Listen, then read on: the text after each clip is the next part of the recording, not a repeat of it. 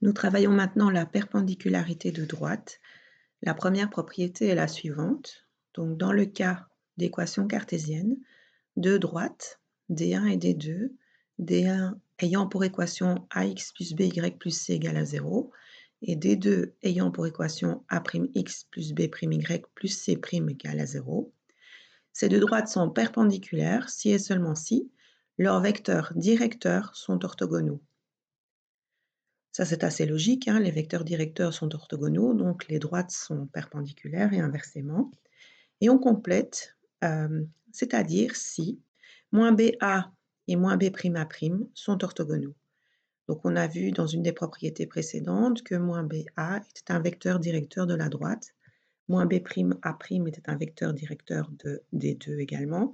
Donc si ces deux vecteurs-là sont orthogonaux, les droites sont orthogonales et inversement. Alors, c'est intéressant de savoir quand est-ce que deux vecteurs sont orthogonaux. Et là, il y a une petite propriété qui va nous permettre de le calculer facilement. C'est pour ça qu'on va voir la propriété 2.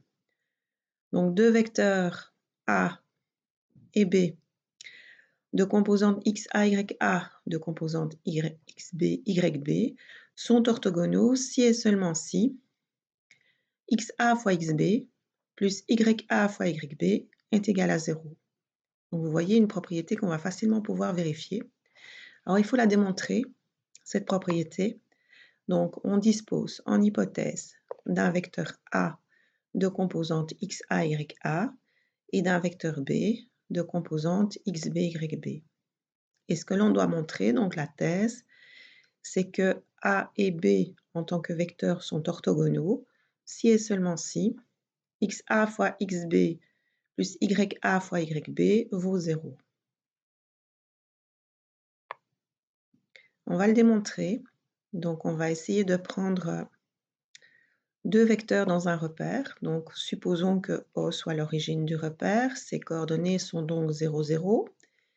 On appelle A le point défini par le vecteur petit a. Alors, le vecteur petit a, c'est également le vecteur OA. Et les coordonnées du point A sont donc XA, YA. Alors, on appelle B, grand B, le point défini par le vecteur B, OB, et les coordonnées du point B sont donc XB, YB, puisque c'était chaque fois les composantes de vos vecteurs, et comme vous faites démarrer vos vecteurs en 0, 0, eh bien, d'office, vous trouvez les coordonnées des extrémités XA, YA d'une part, XB, YB d'autre part. Alors, ce qu'on va calculer, pour commencer, c'est trois distances. Donc, vous connaissez vos formules de distance. Donc, on va calculer AB, on va calculer OA et on va calculer OB. Alors, AB, c'est vraiment la formule que vous connaissez par cœur. Donc, la racine de la somme des carrés des différences d'une part en X et d'autre part en Y. Donc, la racine carrée de XA moins XB au carré plus YA moins YB au carré.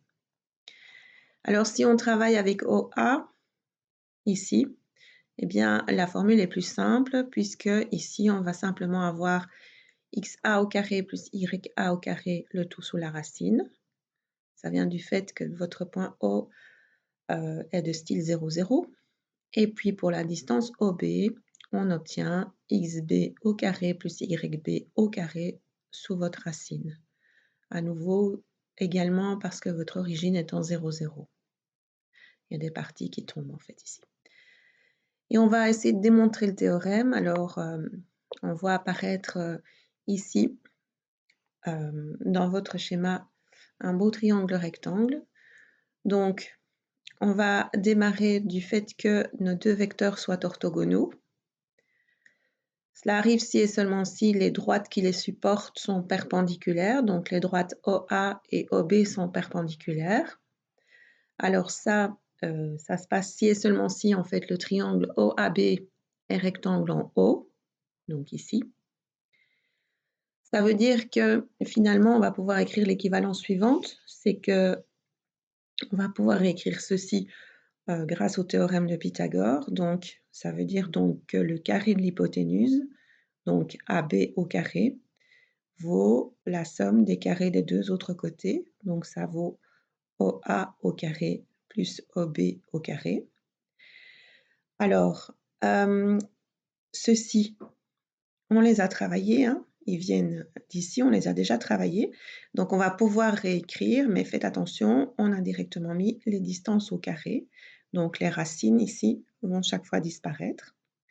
Donc je vais reprendre AB au carré, donc XA moins XB au carré plus YA moins YB au carré. Le voici.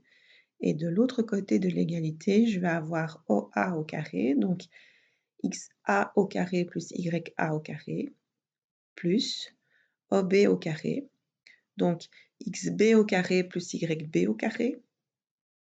Et alors, ce que l'on va faire, c'est qu'on va essayer de développer tout ceci. On va développer vos carrés parfaits. Donc, celui-ci va donner XA au carré plus XB au carré moins 2 fois XA XB. Et celui-ci va donner plus YA au carré plus YB au carré moins 2 fois YA YB. Et de l'autre côté de l'égalité, dans le membre de droit, vous recopiez tout simplement. Donc XA au carré plus YA au carré plus XB au carré plus YB au carré. Alors, on va faire un peu de ménage dans cette égalité. Donc, on a des choses qui sont identiques à gauche et à droite. Donc, on va pouvoir les simplifier. On a XA au carré qui apparaît dans le membre de gauche, mais il apparaît également de la même façon dans le membre de droite. Donc, on peut simplifier. Vous voyez qu'on peut le faire pour 3 autres termes. Donc, XB au carré apparaît ici et là.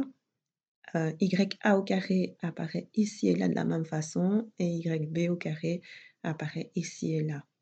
Donc, une fois qu'on a fait ce petit ménage, qu'est-ce qu'il nous reste? Il nous reste moins 2 XA XB moins 2 YA YB égale A, et de ce côté-ci, il reste 0. Alors, on va pouvoir simplifier par moins 2. Donc, si je simplifie tout par moins 2, je divise à gauche et à droite par moins 2, qu'est-ce qui va me rester? Il va me rester ici XA XB plus YA YB est égal à 0.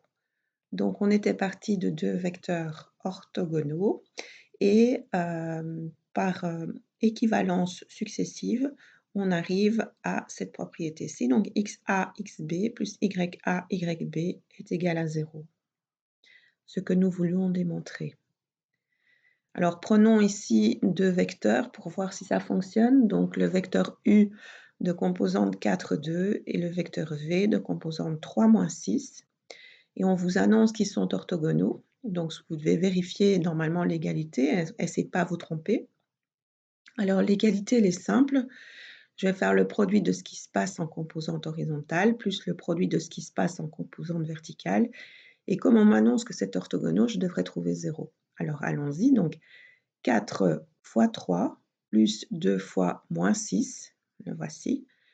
Ça fait donc 12 moins 12 et je trouve bien 0, ce qui était annoncé.